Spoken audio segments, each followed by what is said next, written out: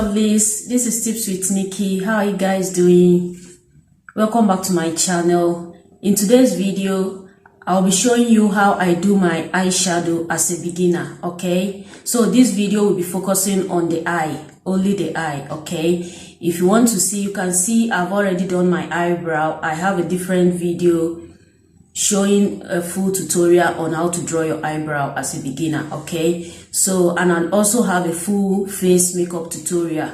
Please feel free to check out my makeup playlist. Okay, so for today I have some eyeshadow palettes here that I will be switching up the colors. They all have different colors. This is Revlon, you can see the colors. Okay, I have another palette here. I may be needing some colors here too, and also here is another palette. Okay, so they all have different colors, so I don't know, as I go I may be needing some colors from these three eyeshadow. Okay, so before we get straight into the tutorial, guys, please, if this is your first time coming across my channel, feel free to click on the red button that says subscribe. Okay, and if you are a returning subscriber, I highly welcome you. Thank you so much for always turning back. Okay, so now let's get straight into the tutorial.